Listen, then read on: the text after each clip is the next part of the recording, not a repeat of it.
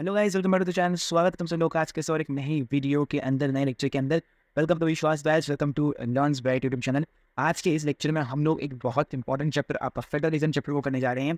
पिछले लेक्चर में हमने पावर, मनी एंड क्रेडिट को पढ़ा था। उसके पहले हमने पावर शेयरिंग चैप्टर को पढ़ा था, याद होगा। तो पावर शेयरिंग चैप्टर पढ़ाया था हमने, उसको पूरा वन शॉट में कवर किया था। नहीं देखा है तो आप जाकर देख सकते हैं, वीडियो मिल जाएगी, डिस्क्रिप्शन में पेपर लिंक मिल जाएगा।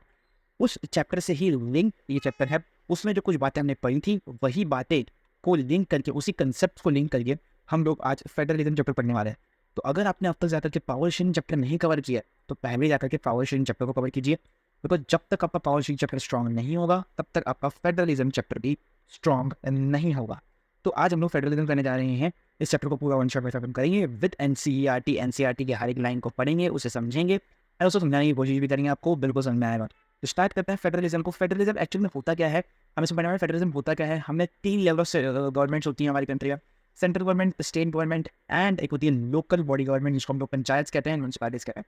तो ऐसे 3 टाइप्स ऑफ गवर्नमेंट होते हैं। इन तीनों गवर्नमेंट्स को लोग पढ़ने वाले हैं इस चैप्टर के अंदर। ऑल्सो हमने जो पावर शेयरिंग में देखा था अबाउट बेल्जियम एंड श्रीलंका का केस, जिसमें बेल्जियम के स्टेट में क्या किया गया था, जिसकी सेंट्रल की जो पावर थी, सेंट्रल गवर्नमेंट की जो पावर थी, उसको स्टेट गवर्नमेंट में इक्वली बांटा गया था। हर एक स्टेट गवर्नमेंट को इक्वल पावर दी गई थी, है ना। और state government and central government में ज़्यादा कोई डिफरेंस रखा नहीं गया था। Whereas in the Sri Lanka में सेंट्रल गवर्नमेंट ने जितनी भी पावर थी वो स्टेट गवर्नमेंट के पास से लेकर कि सिर्फ सेंट्रल गवर्नमेंट के पास से ली थी, और ना वहाँ पे कोई लोकल गवर्नमेंट थी। जबकि बेल्जियम में उसका पूरा उल्टा सीन था। तो वही चीज़ है कि बेल्जियम को एक फेडरल कंट्री बनाती है, but Sri Lanka is not a federal country. और जो हमारी बेल्जियम थी वो फेडरल कंट्री है। क्या इंडिया फेडरल कंट्री है? इसके बारे में आज हम लोग इसी लेक्चर में पढ़ने वाले हैं, इसी चैप्टर के अंदर पढ़ने वाले। चलिए, तो हमारा पूरा ओवरव्यू है, इसको नहीं समझना है। अब हम सीधा पढ़ते हैं यहाँ पे कि व्हाट इज द फेडरलिज्म। पहले ही सबसे पहले हमको डेफिनेशन जाएगी कि फेडरलिज्म होता क्या है। तो फेडरलिज्म मैंने आपको बातों बातों में समझा दिया। सेंट्रल गवर्नमेंट जो स्टेट गवर्नमेंट के साथ अपनी पावर्स को शेयर करती है ना, इसी को हम लोग फेडरलिज्म कहते हैं। और पढ़ते हैं समझाएगा अच्छे से। Let us get back to the contrast between the Belgium and Sri Lanka case. मैंने कहा था पावर शेयरिंग चैप्टर को पढ़ना बहुत जरूरी है, बिकॉज उसके कंसेप्ट यहाँ पे आने वाले। As we saw in the last chapter, you were recorded one of the key changes made in the constitution of Belgium. Belgium की बात करी जा रही है, was to reduce the power of central government. Sri Lanka ने क्या करा, सेंट्रल गवर्नमेंट के पास पूरी पावर रखी। जो सेंट्रल गवर्नमेंट है, जो उनकी मेन गवर्नमेंट है ऊपर की, उसी गवर्नमेंट के पास सारी पावर रखी। स्टेट गवर्नमेंट के पास कोई पावर नहीं थी इन श्रीलंका। जबकि बेल्जियम में जो है जितनी भी सेंट्रल गवर्नमेंट की पावर थी, उस पावर को स्टेट गवर्नमेंट में डिस्ट्रीब्यूट करा गया, ठीक है। And give this powers to the regional government. Regional government का मतलब होता है स्टेट गवर्नमेंट के बारे में बात करें जा रहा है। Regional government existed in the Belgium. तो देखो यहाँ पे जो तुम्हारी रीजनल गवर्नमेंट है ना, उसे यहाँ पे स्टेट गवर्नमेंट कहा जाए।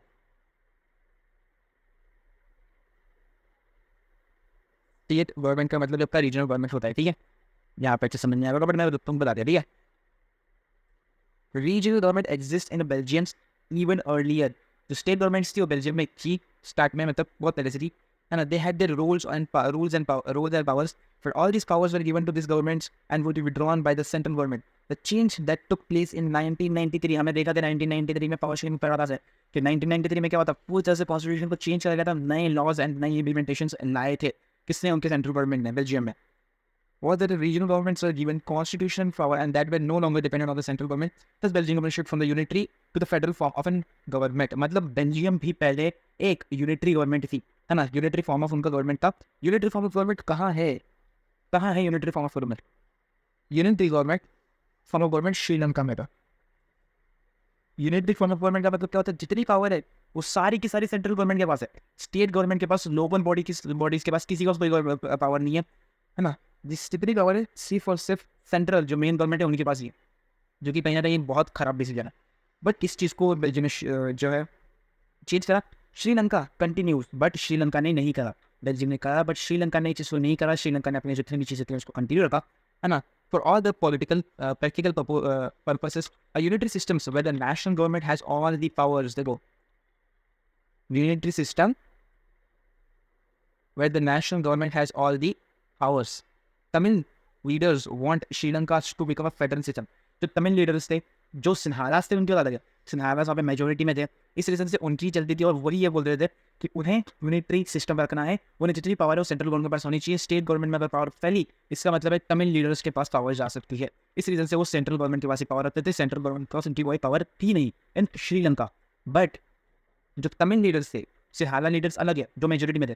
अब जो मेजोरिटी में कौन नहीं थे, तमिल लीडर्स, तमिल लोग तो मेजोरिटी में नहीं थे। तो तमिल लीडर्स जो थे ना वो ये चाहते थे कि श्रीलंका जो है एक फेडरल सिस्टम बन जाए, वहाँ पे फेडरल सिस्टम बने, वहाँ पे भी जितनी भी पार्टीज गवर्नमेंट बना रही है, जो भी अपने स्टेट में या लोकल जो गवर्नमेंट बन रही है उनके पास भी कुछ पावर हो, है ना। अब वहाँ पे भी इलेक्शन हो रहे हैं स्टेट में, है ना, स्टेट में इलेक्शन हो रहे हैं, अलग अलग पार्टीज हैं, तमिल पार्टीज हैं, सिरहारा की पार्टीज हैं, दोनों लड़ रहे हैं in the state and centre for centre and for local, है ना। जहाँ पे कुछ गवर्नमेंट सेंट्रल गवर्नमेंट बन रही है जो कि कुछ गवर्नमेंट तमिल लोगों की बन रही है, कुछ गवर्नमेंट सिरहारा की बन रही है किसी किसी रीजन में।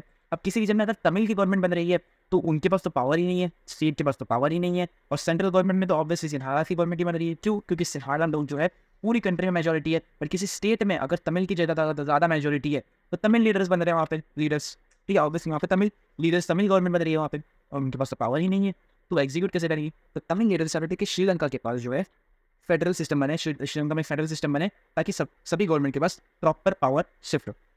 Federalism is a system of government in which the power has been divided between the country, central authority, and the various constituent units of the country. यही है, यही है देखो क्या कह रहा है, वो क्या कह रहा है। Federalism is a system of the government in which the power is divided between the central authority and the various constituent units of the country. यही बात है, ठीक है। इसको मैं थोड़ा अच्छे से हाईलाइट कर देता हूँ तुम्हारे लिए, रुक जा। Federalism of the,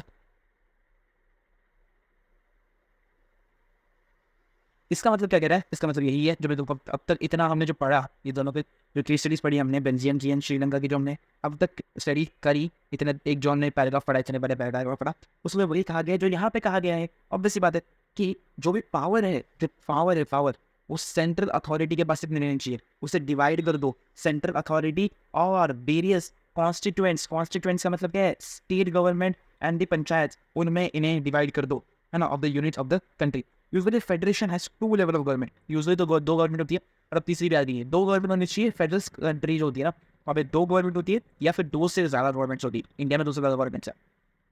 one is the government for the entire country, जो कि सेंट्रल गवर्नमेंट होती है obviously, that is usually responsible for the few subjects of the common national interest, and the other are the government at the level of province or the state that took care after the much of the day-to-day administration of the state, or the state government. Both this level of governments enjoy the power independent of the others. मतलब दोनों governments पर अलग अलग powers होनी चाहिए, सिर्फ powers भी होती है ना, लेकिन उनकी एक एरिया ऑफ जुरिडिक्शन होती है, मतलब एक प्रॉपर एरिया होता है। अब सेंट्रल का एरिया क्या है, सेंट्रल तो पूरी कंट्री में कहीं पे भी अपना जो है राज चला सकते हैं, वो सेंट्रल गवर्नमेंट जो है पूरी कंट्री की गवर्नमेंट है। और जो स्टेट गवर्नमेंट है वो सिर्फ और सिर्फ उनका एक एरिया ऑफ जुरिडिक्शन होता है, मतलब सिर्फ और सिर्फ एक एरिया होता है, सिर्फ और सिर्फ वो स्टेट का रीजन होता है, स्टेट की बाउंड्रीज होती है, उसके अंदर जो है उस स्टेट गवर्नमेंट की पावर होती है, वो अपने जो है rules and regulations and laws उसी स्टेट के लिए बना सकते हैं, उसी स्टेट में इंप्लीमेंट कर सकती है। मोटा मोटी इतना बोल रहे। अच्छा आगे पढ़ते हैं, आगे यहाँ पे ही रुको, ये इसमें इतनी कुछ इंपॉर्टेंट बातें नहीं दी गई, इस वाले पैराग्राफ है तो तुम इसे पढ़ लेना। जहाँ पे जो इंपॉर्टेंट चीज़ है, जहाँ से क्वेश्चन बन सकता है, मैं तो वो बता देता हूँ कि let us look at the some of the key features of federalism. Features of federalism दिए गए हैं यहाँ पे, और इसका डायरेक्ट सवाल बनता है। डायरेक्ट सवाल बनते कुछ 7 है, 7 पॉइंट्स है, 7 पॉइंट्स है, और इसका डायरेक्ट सवाल बनता है एग्जाम में, एक्सप्लेन फेडरलिज्म एंड उसके कुछ फीचर बता दो, ठीक है। तो इससे डायरेक्ट सवाल बनता है, तो इसका समझना बहुत ज़रूरी है, तो ध्यान दो यहाँ पे फोकस करो। पहला पॉइंट ये, there are two or more level governments, जो मैं पहले पढ़ लिया। आधे से ज़्यादा पॉइंट हमने पहले पढ़ लिए हैं, जो डेफिनेशन है और जो हमने पढ़ा अब तक श्रीलंका और बेल्जियम का, उसी से जो है लिंक्ड है सारे पॉइंट्स, 7 के 7 पॉइंट्स ऐसे लिंक्ड है। तो पहला पॉइंट क्या कहता है तुमसे कि there are two or more level government, central, state and local government, ये 3 लेवल गवर्नमेंट होती है, ठीक है। 3 लेवल गवर्नमेंट होती है, या तो 2 नहीं चाहिए, स्टेट और सेंट्रल, या तो उससे ज़्यादा हो सकती है, ठीक है। पहला पॉइंट क्लियर, ओके डन है ना। Different types of the governments govern the state citizens, अलग अलग टाइप ऑफ गवर्नमेंट। अरे भैया अब 5 सालों में इलेक्शंस होते हैं, सेंट्रल इलेक्शंस होते हैं, उसमें अलग अलग गवर्नमेंट आती है ना, सिमिलर पार्टी की थोड़ी आती है। अब आ रही है सिमिलर पार्टी के, पता लग गया, लेकिन आती तो अलग अलग पार्टी है ना, अलग अलग गवर्नमेंट बनती है, हर 5 साल में अलग गवर्नमेंट आती है, तो उनके अलग रूल्स आते हैं, अलग रेगुलेशन आते हैं, बट वो सेम सिटीजन के पे। अरे भैया जनता थोड़ी चेंज हो रही है, हम जनता तो यही पे है ना, हम जनता है, हम जाके वोट्स दे रहे हैं, वोट दे के हम वापस आ रहे हैं, तो हम तो वही हैं, हमारे में कोई चेंजेस नहीं है, हम तो जनता है, हम citizen same to same citizen है, बट गवर्नमेंट हर 5 साल में चेंज हो रही है, right. But each tier has their own jurisdiction, मतलब हर एक की पावर अलग अलग है, in specific matters of legislation, taxation and administration. सबके काम करने का तरीका, सबके काम करने के rules and regulations and laws सबके हर गवर्नमेंट के अलग अलग होते हैं। थर्ड पॉइंट क्या है? थर्ड पॉइंट क्या है? The jurisdictions of the respective level or tiers of governments are specified in the constitution. जो कॉन्स्टिट्यूशन ऑफ इंडिया है उसके अंदर सब कुछ बताया गया है। So the existence and the authority of each tier of government is constitutionally guarantee. मतलब जो भी गवर्नमेंट अपने खुद के लॉ ला रही है या खुद के रेगुलेशंस ला रही है, वो कॉन्स्टिट्यूशनली गारंटीड होनी चाहिए। जो हमारी कॉन्स्टिट्यूशन है, इंडिया की कॉन्स्टिट्यूशन ऑफ बुक है ना, इंडिया की कॉन्स्टिट्यूशन ऑफ इंडिया की बुक जो है, जो कॉन्स्टिट्यूशन है हमारे इंडिया का, जो हमारे इंडिया का कॉन्स्टिट्यूशन है, उस इंडिया की कॉन्स्टिट्यूशन की गारंटी के हिसाब से, इंडिया के कॉन्स्टिट्यूशन के हिसाब से हर एक लॉज एंड रूल बनने चाहिए। उसके अगेंस्ट है, उसके अलग नहीं बनने चाहिए। कुछ खुद के लॉज नहीं ला सकती गवर्नमेंट बेसिकली, मतलब खुद के जो है अपने मन मर्जी कुछ भी नहीं ला सकती। जो लॉज होते हैं वो बिल्कुल हमारे कॉन्स्टिट्यूशन के हिसाब से ही लॉज लाती है। The fundamental provisions of the constitution can not B unilateral change by one level of the government. मतलब जो भी मेरे गवर्नमेंट प्रोविजंस होते हैं, जो कॉन्स्टिट्यूशन के प्रोविजंस है, तो मैंने वो कहा कि चेंजेस नहीं कर सकते। जो है वही उसमें जो चेंजेस रहते तुम कर सकते हो, बट तुम पूरा एंटायरली चेंज नहीं कर सकते। वही कहा गया था, एक लेवल ऑफ गवर्नमेंट उसको पूरी तरह से चेंज नहीं कर सकती। Such changes require the consent of both the level of government. इसमें सेंट्रल एंड स्टेट गवर्नमेंट अगर कोई नया लॉ बनाना है जो कि कॉन्स्टिट्यूशन से थोड़ा अलग है, जो कॉन्स्टिट्यूशन में नहीं है हमारे इंडिया कॉन्स्टिट्यूशन में, बेसिकली उसके अंदर से होता है ना, कॉन्स्टिट्यूशन ऑफ इंडिया से। पर अगर नहीं है, उसके लिए कुछ नया लॉ लाने के लिए जो स्टेट गवर्नमेंट है और जो सेंट्रल गवर्नमेंट है, इन दोनों का कंसेंट, इन दोनों का एग्री होना उस बात पे बहुत ज़्यादा जरूरी है। अगर सपोज महाराष्ट्र में कोई नया लॉ इंप्लीमेंट हो रहा है, ठीक है, अगर महाराष्ट्र में कोई नया लॉ इंप्लीमेंट हो रहा है जो कि एकदम फ्रेश न्यू लॉ है ना, जो कॉन्स्टिट्यूशन के जो है फंडामेंटल कॉन्स्टिट्यूशन में नहीं है हमारे, और कोई ऐसा लॉ इंप्लीमेंट करना चाहती है, तो इस ऐसे सिचुएशन में जो गवर्नमेंट है, जो हमारी सेंट्रल गवर्नमेंट है, वो ये लॉ बनाएगी। बट इस लॉ पे हमारी स्टेट गवर्नमेंट, जो महाराष्ट्र की स्टेट गवर्नमेंट है, उस स्टेट गवर्नमेंट को भी एग्री करना होगा। अगर state and central government agree करते हैं तो ये लॉ पास होगा, वरना नहीं हो सकता। Courts have the powers to interpret the constitutions and power of different level of government. अब काफ़ी बार झगड़े में आते हैं यार ना। अब ऑब्वियस सी बात है, जो सेंट्रल गवर्नमेंट है वो स्टेट गवर्नमेंट के ऊपर है, मतलब वो अपना हक जमाएगी, राइट, वो अपना हक जमाएगी, वो अपना हक दिखाएगी, वो अपना हक दिखाएगी। अब बड़ा भाई छोटे भाई पे दिखा रहा है, वैसे हक दिखाएगी। लेकिन अब ऐसे सिचुएशन में क्या हो जाता है, सेंट्रल और स्टेट गवर्नमेंट दोनों के बीच में क्या हो जाते हैं, झगड़े हो जाते हैं, लफड़े हो जाते हैं या लफड़े हो जाते हैं। तो इसमें क्या करता है, इसमें सबसे इंपॉर्टेंट काम जो करता है कोई, वो करता है कोर्ट। कोर्ट आता है बीच में, कोर्ट बोलता है भैया देखो मैं हूँ तुम्हारा अंपायर, अब जो मैं फैसला सुनाऊंगा ना वो तुम दोनों को मानना पड़ेगा। कोर्ट आता है बीच में और कोर्ट अपना फैसला सुना देता है, right. The higher court act as an umpire if disputes arises between the different level of government. जो मैंने वो कहा कि अगर झगड़े होते हैं, लफड़े होते हैं, किसी बात पे टॉपिक बनता नहीं है, अब क्यों नहीं बनती है, इसके लिए भी एक वैलिड रीजन है। अब देखो, जो सेंट्रल गवर्नमेंट होती है ना, वो एक पर्टिकुलर पार्टी जो होती है, एक पर्टिकुलर पार्टी जो होगी, एक पर्टिकुलर पार्टी, कोई भी पार्टी है, किसी पार्टी को हम नाम नहीं ले रहे हम लोग, बस एक पर्टिकुलर पार्टी है, उस पार्टी की सेंट्रल गवर्नमेंट बन रही है। एंड कोई दूसरी डिफरेंट पार्टी है, वो पार्टी ही नहीं है जिसकी सेंट्रल गवर्नमेंट बनी है, कोई डिफरेंट पार्टी जिसकी स्टेट गवर्नमेंट बनी है। अब ऑब्वियस बात है, किसी और पार्टी की कोई और पार्टी जो है स्टेट गवर्नमेंट, स्टेट में पावर में आ गई है, अपनी स्टेट गवर्नमेंट बना दिया उन्होंने, है ना, और कोई दूसरी डिफरेंट पार्टी, उनकी अपोजिशन पार्टी, वो सेंट्रल गवर्नमेंट बन चुकी है। तो ऑब्वियस सी बात है, बातें नहीं जमेगी थोड़ी थोड़ी, राइट, ऑब्वियस सी बातें जमेगी। तो ऐसी सिचुएशन में कोर्ट को बीच में आना ही पड़ता है फॉर दिस डिस्प्यूट को जो है क्लियर करने के। तो इसकी पावर किसके पास है, किसके पास पावर है, हमारे प्यारे कोर्ट भाई साहब के पास इतनी पावर, ठीक है। Sources of revenue for each level government are clearly specified in the entire financial autonomy. अब ऐसा कैसे कमाएंगे, अब जब तक हमारी गवर्नमेंट ही पैसा नहीं कमा पाएगी, जब तक हमारी गवर्नमेंट ही पैसा जनरेट नहीं कर पाएगी, अरे भैया घंटा किसी को पैसा दिया जाएगा, नहीं दिया जाएगा। तो अब हमारी अगर हमारी कंट्री में पैसा फ्लो होना चाहिए, मनी फ्लो होना चाहिए, पैसे का फ्लो बढ़ना चाहिए हमारी कंट्री का, उसके लिए हमारे स्टेट एंड सेंट्रल गवर्नमेंट के पास भी तो पैसा होना चाहिए। उन्हें कहाँ से पैसा मिलता है, भैया आरबीआई प्रिंट करके देती है, ऐसे ऐसे नहीं प्रिंट करके देती भाई, ऐसे ही कैसे किसी को भी प्रिंट करके दे देगी आरबीआई। उसके लिए पूरी फाइनेंशियल ऑटोनॉमी बनाई गई है हमारी कंट्री के अंदर, जिसमें कैसे फाइनेंसेस को मैनेज करना है, टैक्सेशन को किस तरह से मैनेज करना है, किस तरह से हमारा मनी फ्लो होगा, किस रेट से फ्लो होगा, इन्फ्लेशन नहीं बढ़ना चाहिए, इन्फ्लेशन घटना नहीं चाहिए, प्रॉपर इक्विलिब्रियम करना चाहिए। ये बहुत बड़ी बात बोली मैंने, लेकिन ये सारी चीज़ों के बारे में जो है यहाँ पे हमारी पूरी फाइनेंशियल ऑटोनॉमी बनी हुई है, उसमें डिस्कस किया गया है about this, on off this, है ना, कि कितना पैसा सेंट्रल गवर्नमेंट को मिलेगा, तो सेंट्रल गवर्नमेंट पैसा कमाएगी कैसे, इसको एक्सपेंस कैसे करेगी, एक्सपेंडिचर कैसे डालेगी, है ना, टैक्सेस से पैसा कमाएगी, उसको ही फिर लोगों के ऊपर खर्चा करेगी ताकि लोगों के पास पैसा आ सके। तो वो सारी चीज़ें बोली गई इसके अंदर। मतलब इस पॉइंट थोड़ा मैंने बड़ा चढ़ा कर बोल दिया तुम्हें, बट इतना तुम पढ़ लो तो कोई दिक्कत नहीं, तब उससे रखें तुम टेंथ में आ गया, है ना। The federal system thus has dual objectives. Federal system के डुअल ऑब्जेक्टिव्स हैं to safeguard and promote the unity of the country. पहली बात तो पूरी कंट्री में यूनिटी होनी चाहिए। इसका मतलब क्या है, central government and state government दोनों भाई बहन बन के रहनी चाहिए, सेंट्रल एंड स्टेट गवर्नमेंट दोनों भाई बहन बन के रहनी चाहिए, दोनों में को एकदम यूनिटी होनी चाहिए, है ना। और अभी यूनिटी है, आपके नाम पे यूनिटी है, एक यूनिटी है थोड़ी बहुत, ठीक है भाई। All the same time accommodate regional diversity. Therefore, two aspects of crucial for the institutions and practice of federalism. Government at different levels should agree to some rules of power sharing. ठीक है, okay. Then should also trust that each would abide by its part of an agreements. And ideal federal systems has both aspects, mutual trust and agreements to live together. कुछ नहीं बोला गया इसके अंदर, कुछ नहीं बोला गया इसके अंदर। इसके अंदर सिर्फ इतना बात कही है कि एक यूनिटी होनी चाहिए, एक फेडरल पावर होनी चाहिए, एक स्टेट गवर्नमेंट इतनी पावर होनी चाहिए कि वो सेंट्रल गवर्नमेंट को अपने लॉज बता सके, है ना, अपने रूल्स एंड रेगुलेशन बता सके, कोई चेंजेस करने तो वो उसके गवर्नमेंट सजेस्ट कर सके। सिर्फ और सिर्फ सेंट्रल गवर्नमेंट पूरी पावर नहीं होनी चाहिए कि वही सारी चीज़ें पावर करे, वही सारी चीज़ों की पावर रखें, वो जो बोले वही फाइनल चीज़ हो, है ना। वो जो रूल आए उस पर से स्टेट गवर्नमेंट हमारी जो है अप्रूवल दे दे, बात खत्म। ऐसा नहीं होता, स्टेट गवर्नमेंट भी आगे बढ़ सकती है।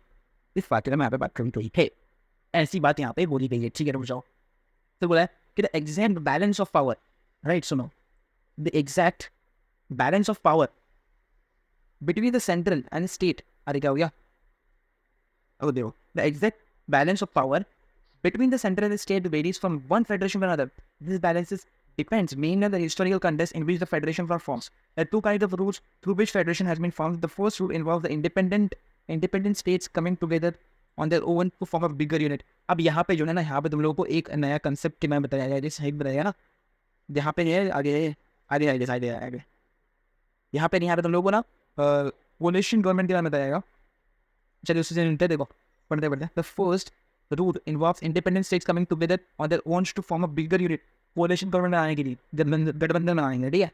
And that by pooling sovereignty and remaining identity, they can increase their security. These types of coming together federations include the USA, Switzerland, and Australia. And the first tier of federations, all the constituent states usually have equal power and are stronger than the federal government. The second rule, in which a large country decides to divide its power between the constituent states and the national governments. India, Spain and Belgium are example of this kind of holding together federation. यहाँ पे दो हम लोग बड़े concept पढ़ने वाले हैं।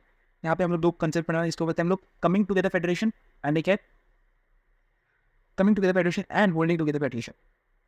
आओ थोड़ा इसको डिटेल में समझते हैं, एक बार इसको फिर से पढ़ेंगे तो हमको थोड़ा सा डिटेल में इसको समझने के लिए आएगा कि कमिंग टुगेदर फेडरेशन क्या होता है, होल्डिंग टुगेदर फेडरेशन होता क्या एक्चुअली में, राइट। रुक जाओ, the exact balance of power, ठीक है, the exact balance of power between the central and state governments varies from one federation to other federation. जो बैलेंस ऑफ पावर होती है सेंट्रल एंड स्टेट गवर्नमेंट में, वो दोनों थोड़ी सी जो है ना बैलेंस में नहीं होती है, एकदम थोड़ी चेंज होती है। This balance depends mainly on the historical context in which the federation was formed. There are two kinds of routes through which the federation has been formed. कोई फेडरेशन कोई गवर्नमेंट बन रही है तो दो रूट से बनेगी, एक रूट है कमिंग टुगेदर फेडरेशन और एक है होल्डिंग टुगेदर फेडरेशन, राइट। तो अगर फर्स्ट रूट की बात करें, involve the independent states coming together by their own to form a bigger units. मतलब जितने भी इंडिपेंडेंट स्टेट्स हैं, जो जितने भी स्टेट गवर्नमेंट्स बन रही है ना, वो जितने भी स्टेट गवर्नमेंट्स, पूरी स्टेट गवर्नमेंट्स एक साथ आए और एक यूनिट, एक बिगर यूनिट बनाए, और वो बिगर यूनिट इतनी बड़ी हो कि वो फेडरल गवर्नमेंट से भी बड़ी हो तुम्हारी, जो तुम्हारी सेंट्रल गवर्नमेंट है उससे भी, मतलब उतनी पावर होल्ड करती है, ऐसा कहा जा रहा है यहाँ पे। So that the pooling sovereignty and remaining identity, they can increase their security. This types of coming together federation includes, देखो इनके एग्जाम्पल्स समझ लेना, यूएसए, स्विट्जरलैंड, ऑस्ट्रेलिया, ये जो है कमिंग टुगेदर फेडरेशन में आते हैं। In the first category of federation, all the constituent states usually have equal power and are strong vice versa than the federal government, right. Equally power होती है इनके अंदर, सबके अंदर इक्वल पावर होती है, जितने भी स्टेट होते हैं सारे मिलकर एक साथ आते हैं, ये बोला जाए इसमें, ठीक है। The second route in which the large countries decides to divide their power between the constituent state and the national government. Obviously India क्या करती है, इंडिया अपनी जो सेंट्रल गवर्नमेंट का जितनी पावर है ना, उसी पावर को डिवाइड कर देती है इन 10 स्टेट गवर्नमेंट्स। स्टेट गवर्नमेंट्स के पास जो सेंट्रल गवर्नमेंट, जैसे देखो, जैसे कि ये तुम्हारी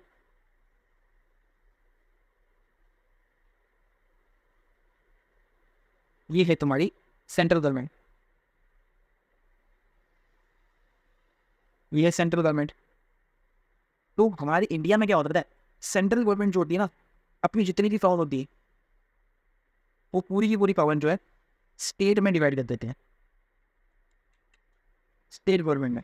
एंड ऑल्सो ये पावर को जो है ना आगे चल के लोकल बॉडीज में, कह सकते हैं लोकल गवर्नमेंट में डिवाइड किया जाता है। बिकॉज हर एक चीज़ को तो लोकल ही जाकर के हर एक जगह पे जाके सेंट्रल गवर्नमेंट नहीं सकती। अब सेंट्रल गवर्नमेंट तुम्हें क्या लगता है, जब सेंट्रल गवर्नमेंट, ये सेंट्रल गवर्नमेंट जो है गाँव देहात में आके हर एक इंसान से पर्टिकुलरली हाथ पकड़ के पूछेगी क्या गलत हुआ है तुम्हारे साथ, क्या करना चाहिए तुम्हें, क्या कर रहे हो तुम, ये हाथ पकड़ के तुम्हारा पर्सन तुम्हें आके पूछेगी नहीं ना, ये काम लोकल गवर्नमेंट कर सकती है अपने स्मॉल स्मॉल रीजन्स के अंदर। ठीक है, जैसे कि देखो यहाँ पे ना सेंट्रल गवर्नमेंट का पूरा इंडिया है, ये पूरा इंडिया है उनके पास। स्टेट गवर्नमेंट पूरा इंडिया का एक टुकड़ा है। ठीक है, और उस टुकड़े के अंदर जितने टुकड़े टुकड़े टुकड़े टुकड़े टुकड़े टुकड़े टुकड़े टुकड़े टुकड़े टुकड़े है ना, वो टुकड़े टुकड़े जो है वो लोकल गवर्नमेंट के पास है। समझ में आ गया? यही बात को इस पैराग्राफ के अंदर थोड़ा सा निरीक्षण दबाइए, आप समझते हैं। जहाँ पे large countries decides to divide their power between the states and the national government, state government and national government divide करने के लिए करती है। मतलब जैसे कि इंडिया, स्पेन, बेल्जियम होल्डिंग, इसको हम कहते हैं holding together generation, federation. In this second category, the central government tends to have more powerful than the states. Very often, different constituent units of the federations have unequal power. Some units have the guaranteed special power. ठीक है, समझाया वही बताइए। अब सबसे बड़ा सवाल आता है, क्या हमारा भारत देश फेडरल कंट्री है या नहीं है? आपने ऊपर देख लिया कि वो सेकंड स्टेज में आता है, होल्डिंग टुगेदर फेडरेशन में आते हैं, इंडिया आती है जहाँ पे सेंट्रल गवर्नमेंट जो state government equally power divide करता है। मतलब 100% तो कन्फर्म हो चुकी है कि फेडरल गवर्नमेंट है ना, फेडरलिज्म है, मतलब इंडिया फेडरल कंट्री है। तो भैया इंडिया फेडरल कंट्री होने में एंड फेडरल कंट्री को प्रैक्टिस करने में दोनों में फ़र्क है। फेडरल गवर्नमेंट होने में, फेडरल कंट्री को प्रैक्टिस करने में दोनों में फ़र्क है। गाड़ी सीखना और गाड़ी को चलाना दोनों में फ़र्क है भैया, फ़र्क है ना। We have seen that how small countries like Belgium, Sri Lanka faces many problems of managing power cities, है ना। तो ये सारी चीजें यहाँ पे we will show therefore. That is because of the constitution. India has emerged within as an independent nation after a painful and bloody partition. Soon after independence, 70 principal states becomes a part of the country, and the constitutions declare India as a union of the states, although it does not use the word federation. The Indian Union is based on the principle of federation. ठीक है, let us go back to the 7 features of the federalisms mentioned above. We can see that all these features appear in the provisions of Indian institutions, constitutions. The constitutions originally provided for the two tier systems of the governments, the union government, or what we call as the central government, and representing the union of the India, and the state governments later. The third tier of federalisms were also added in the form of panchayat and municipalities. As three federations, these are the three tiers enjoys separate jurisdictions and a jurisdiction of the power. The constitutions clearly provide an threefold distributions of the legislative powers between the unions, governments, state governments, and the three list. तो वीजिए, इतनी बातें यहाँ पे, इतना कुछ important नहीं था, मैंने पढ़ लिया इसको नॉर्मली। अब जो इंपॉर्टेंट बात है वो यहाँ पे निकलेगी। Union government include subjects of the national importance. Union government का मतलब क्या? यूनियन लिस्ट का मतलब क्या है? यूनियन लिस्ट मतलब सेंट्रल गवर्नमेंट या सेंट्रल गवर्नमेंट, एंड जिस मतलब तुम्हारी जो सेंट्रल गवर्नमेंट है उसके बारे में यहाँ बात करेंगे।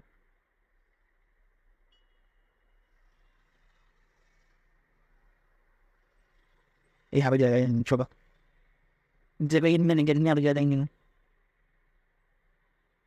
हैंडलिंग और खराब है, लेकिन everything enable centre is then बता सकते सेंटर। ठीक है भैया, such as defence of the country. अब देखो कुछ चीज़ें ऐसी होती हैं जो स्पेसिफिकली सिर्फ और सिर्फ ना एक ही गवर्नमेंट के पास होनी चाहिए, या तो स्टेट, या तो सेंटर, या तो लोकल बॉडीज के पास। एक ऐसी टाइप की कुछ पावर्स ऐसी होती हैं, है ना, जो डिवाइड की जाती है। मतलब कुछ पावर ऐसी होती है सेम होती है, सेंट्रल के पास भी होती है एंड स्टेट के पास भी होती है। एंड कुछ पावर्स ऐसी होती है जो सिर्फ और सिर्फ स्टेट के पास है, और कुछ पावर्स ऐसी होती है जो सिर्फ और सिर्फ सेंटर के पास है। कुछ पावर्स ऐसी होती हैं जो सेंटर के पास पर्टिकुलरली है, बट उसको डिवाइड कर दिया गया है बिटवीन द स्टेट्स, है ना, उसकी कुछ कुछ डिवाइडिंग पार्टीज को, है ना, ऐसा पार्ट जो है डिवाइड कर दिया गया उन पावर्स को। कुछ ऐसी पावर्स होती हैं जो कि सिर्फ और सिर्फ सेंटर के पास होती है, और इन पावर्स को हम लोग कहते हैं self defence of India. Defence of India, जो डिफेंस है, आर्मी है, वो आर्मी का कंट्रोल है, आर्मी की जो पावर है उसको कंट्रोल करने की जो पावर है वो सिर्फ और सिर्फ सेंट्रल गवर्नमेंट के पास है, वो किसी स्टेट गवर्नमेंट के पास नहीं होती। वो जो आर्मी है वो टोटल इंडिया की होती है, वो इंडिया की आर्मी होती है। ऐसा नहीं कि महाराष्ट्र की अलग आर्मी है ना, किसी और स्टेट की अलग आर्मी है, किसी और स्टेट की अलग आर्मी है ना, मध्य प्रदेश की कोई अलग आर्मी है, उसके उत्तर प्रदेश की कोई अलग आर्मी है, ऐसी बात तो होती नहीं है, ऐसी बात नहीं होती। जो गवर्नमेंट होती है वो जो हमारी आर्मी होती है वो पर्टिकुलर इंडिया की होती है। जैसे जो डिफेंस ऑफ द कंट्री है वो बेसिकली इनके अंदर आते हैं। फॉरेन अफेयर्स, अब फॉरेन अफेयर्स तो भाई ऑब्वियस सी बात है, कोई स्टेट वही फॉरेन अफेयर करने वाले, है ना। फॉरेन जो इंपोर्ट एक्सपोर्ट होता है वो काम तो सेंट्रल गवर्नमेंट की बात नहीं होती।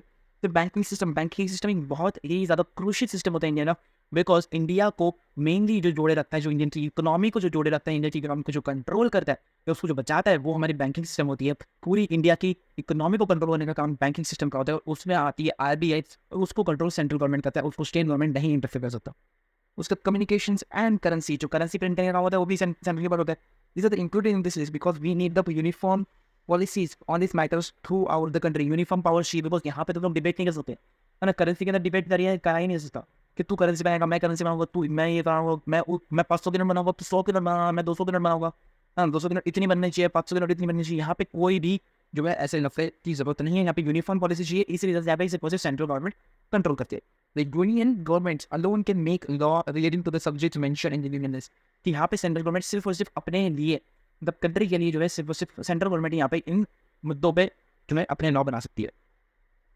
State list contains the subject of state and local importance. State list जो होती है इसमें सेंट्रल स्टेट गवर्नमेंट डाली है। अब जो लोकल गवर्नमेंट्स होती है उनको स्टेट गवर्नमेंट्स ही यहाँ पे कंट्रोल करती है, ठीक है। जैसे पुलिस एंड ट्रेड, जो ट्रेड करना होता है, मतलब जो स्टेट के बीच में ट्रेड होता है, इंटर ट्रेड होता है ना, जो हमारा जो स्टेट के बीच में एक स्टेट से दूसरे स्टेट में अगर हम लोग कोई सामान पहुंचा रहे हैं या वहाँ का कोई ट्रेड हो रहा है तो उस ट्रेड को हम लोग कहते हैं, जो नॉर्मल ट्रेड होता है उसको कंट्रोल करती है हमारी स्टेट लेवल, ठीक है। फिर जो हमारा एग्रीकल्चर होता है, जो एग्रीकल्चर है उससे तो भाई गवर्नमेंट ने ध्यान देती है ना। एग्रीकल्चर तो हर एक एरिया में होता है ना, जैसे अगर एक स्टेट है उसमें पर्टिकुलरली एक एग्रीकल्चर फार्म होगा, वहाँ पे एग्रीकल्चर होगा, है ना। हर स्टेट का अलग अलग एग्रीकल्चर होगा, है ना। किसी स्टेट में कोई और चीज़ बहुत फेमस होती है, किसी स्टेट में कुछ और चीज़ फेमस होती है। जैसे महाराष्ट्र में यहाँ पे शुगर किंग बहुत ज़्यादा फेमस है, राइट। शुगर की प्रोडक्शन ज़्यादा होती है महाराष्ट्र के अंदर। तो हर एक स्टेट का अपना एग्रीकल्चर फीचर होता है, तो वहाँ उसको स्टेट गवर्नमेंट कंट्रोल करती है। इरिगेशन को एग्रीकल्चर के लिए, पुलिस को जो हमारी सेल्फ डिफेंस होती है, देखो यहाँ पे ना कंफ्यूज नहीं होना, जो डिफेंस है, डिफेंस को कहते हैं हम लोग आर्मी जो होती है वो सेंट्रल गवर्नमेंट कंट्रोल करती है। बट जो हमारी पुलिस को होता है, पुलिस को हमारे स्टेट गवर्नमेंट कंट्रोल करती है, बिकॉज हर स्टेट की अलग अलग पुलिस होती है। The state government alone can make laws relating to subjects of it. Concurrent rates include the subjects of common interest to both the union government and state government। यहाँ पे concurrent rates की बात करिए, यहाँ पे local bodies की बात नहीं, such as जैसे देखो हम कुछ ऐसी जगह होती है, मैंने तुमको कहा कि central government and state government दोनों के पास अपनी अपनी खुद की पावर्स भी होती है, एंड कुछ ऐसी चीज़ें भी होती है जिसको दोनों सेंट्रल एंड स्टेट गवर्नमेंट मिलकर काम करती है। पहला काम क्या आता है, education, government hospitals, private hospitals, right. Education के ऊपर दोनों काम करते हैं, स्टेट गवर्नमेंट की भी यहाँ पे जो है, जैसे स्टेट गवर्नमेंट एजुकेशन के सबसे बड़ा एग्जांपल ये है कि महाराष्ट्र का अपना अलग एक बोर्ड है जो कि एचएससी है ना। अब जो तुम 10 दे रहे हो ना, सीबीएसई से तुम 10 दे रहे हो, राइट, तुम लोग सीबीएसई से 10 दे रहे हो, तुम्हारा कौन सा बोर्ड है, सीबीएसई बोर्ड है। बट जो महाराष्ट्र से दे रहे हैं और महाराष्ट्र बोर्ड में दे रहे हैं ना, तो उनका क्या होगा, एसएससी बोर्ड होगा। वो लोग एसएससी बोर्ड से एग्जाम दे रहे हैं, तुम लोग सीबीएसई बोर्ड से एग्जाम दे रहे हो, बिकॉज तुम लोग किसने आ रहे हो, सेंट्रल गवर्नमेंट में। सेंट्रल गवर्नमेंट कौन सा एजुकेशन प्रोवाइड करती है, सीबीएसई, आईसीएससी, ये लोग क्या कहते हैं, सेंट्रल गवर्नमेंट के अंदर आते हैं, right. Forest, trade unions, marriages, adoptions, successions, both the union as well as the state governments can make laws on subjects mentioned in this list. If their laws conflict with each other, the law made by the union government will prevail। मतलब अगर in laws के बीच में conflict हो जाता है ना, state and central government के बीच में कॉन्फ्लिक्ट हो जाता है, तो यहाँ पे किसकी मानी जाएगी, सेंट्रल गवर्नमेंट की, बिकॉज वही तो पप्पा है जी। What about subjects of not do falls in this three list. कौन से चीज़ें जो ये लोग नहीं करते, मतलब what about subjects that do not fall in any of the three lists, or subjects like computer software that came up after the constitution was made? According to our constitution, the union government has the power to register this registry subject. We noted about that most federations that had the form by holding together do not give equal powers to the constituent states. Thus, all the states in the Indian Union do not have identical powers. सबके पास equal power नहीं है। जो state सबसे ज़्यादा जो है populated state है, यहाँ सबसे ज़्यादा पॉपुलर स्टेट है, उनकी कुछ स्पेशल पावर्स होती है। सभी स्टेट के पास जो है इक्वल पावर्स नहीं है। जबकि जो हमारा कमिंग टू फेडरेशन था उसमें क्या हुआ कि सारे स्टेट्स आ रहे हैं और एक बिगर यूनियन बना रहे हैं और एक बिगर उनका फेडरेशन बन रही है। भैया सबकी पावर वहाँ पे इक्वल है, सबकी पावर वहाँ पे जो है इक्वल है। बट यहाँ पे जो वर्ल्डिंग टुगेदर है ना, उसमें जो है ना पावर तो सबको दी जाती है, लेकिन इक्वल पावर नहीं दी जाती। किसी स्टेट के पास स्पेशल पावर्स भी होती हैं। Some states have enjoyed special status, such as in Assam, Nagaland, Arunachal Pradesh, Mizoram enjoys special powers under the certain provisions of the Indian Constitution of India, Article 371 article के हिसाब से आसाम, नागालैंड, मिजोरम, अरुणाचल प्रदेश के पास कुछ special power दी होगी according to the constitution of India. Due to this peculiar social and historical circumstances, these special powers are usually enjoyed in the relation to the protection of the land rights to the indigenous peoples and their cultures, and also presumptions employment in government services. Indians who are not permanent residents of the states cannot buy land or house here. Similarly, some provisions exist for some other states in India as well. इनको अलग अलग तरीके की powers दी जाती है। तो कौन सी powers दी जाती है वो वहाँ पे बताई गई है। क्या स्पेशल स्टेटस उनको ये होता है वहाँ पे, वैसे बताइए। There are some units of the Indian unions which enjoys very little power. अब कुछ स्टेट ऐसे हैं जिसके पास कुछ पावर नहीं, मतलब बहुत ही कम पावर है। These are the areas which are very too small and to become independent states, but which could not merge with any of the existing states. These areas are like Chhattisgarh, Lakshadweep, or the capital city of Delhi. City of Delhi, capital city of India is Delhi, are called union territories. इनको क्या बोला गया? इनको बोला गया union territories. इनको बोला गया union territories. ठीक है? These territories do not have any power of state. The central government has special powers to running these areas. ठीक है? बहुत छोटे एरियाज होते हैं, बहुत छोटे स्टेट्स हैं जिसके पास स्टेट का इतना पावर नहीं होता, इसलिए इनको सेंट्रल गवर्नमेंट जो है कंट्रोल कर रही है. This sharing of powers between the union governments and state governments is basics to the structure of the constitution. मतलब central and state government से power जो है वो constitution आ रहा है. Now, this is not easy to make changes to this power sharing arrangements. The parliaments cannot on its own change these arrangements. Any changes to this force passed by this house of with the house of parliament with at least 2/3 majorities. मतलब है ना, it is not easy to make changes to the power sharing arrangement. The parliament cannot on its own change these arrangements. ठीक है, उन्हें सबसे पहले चीज जो है ना, इन अरेंजमेंट्स को, पावर शेयरिंग अरेंजमेंट्स को, इन पावर्स को, किसको क्या पावर देनी, किसको क्या पावर देनी, इसको लोग खुद बैठ के नहीं कर सकते. इन्हें सबसे पहले चीज जो है ना, both the house of parties, Lok Sabha Rajya Sabha दोनों हाउस ऑफ पार्टीज में जो है ना बिल पास करना पड़ता है, इस रूल को पास करना पड़ता है, और वहाँ पे at least to third of the majority में वहाँ पे वोट्स मिलने चाहिए. है ना, it has identified by the legislatures of at least half of the total states, right? The judiciary plays a very important role in overseeing the implementation of constitutional provisions and the procedures. In case of any disputes about the division of power, है ना, आप यहाँ पर अगर कोई disputes बनते हैं, कोई division of power में, तो यहाँ पे हाई कोर्ट या सुप्रीम कोर्ट जो है डिसीजनरी, जो हमने पहले पढ़ी obviously. The union and the state governments have the powers to raise resources by levying taxes and in order to carry out the governments and responsibility assigned to them, each of them. मतलब अगर किसी government को अपना काम चलाना है तो taxes लो, और वैसी बात है, एंड जो है वर्क करो. वैसे ये होता है, स्टेट गवर्नमेंट से टैक्सेस लेती हैं एंड सेंट्रल गवर्नमेंट अपने टैक्सेस लेते हैं, right. But how is federalism practised? अब देखो, हमने ये देख लिया India is a federal country, right. India is a federal country मानते हैं, बिल्कुल मानते हैं भाई, मान लिया अब मान लिया हम लोगों ने. बट अब ये फेडरलिज्म प्रैक्टिस कैसे होता है इंडिया के अंदर, तो वो पढ़ते हैं कि constitution provisions are the necessary for the success of federalism. जो कॉन्स्टिट्यूशन हमारे लिखा हुआ है उसको जो है हमें फॉलो करना पड़ेगा अगर हमें एक फेडरल कंट्री बनना है तो, राइट. ऑब्वियसली ये बोला गया इसके अंदर. If the federal experiments have success in India, and it is not merely because of the clearly laid out constitutions and a provision, the real success of federalism in India can be attributed to the nature of democratic.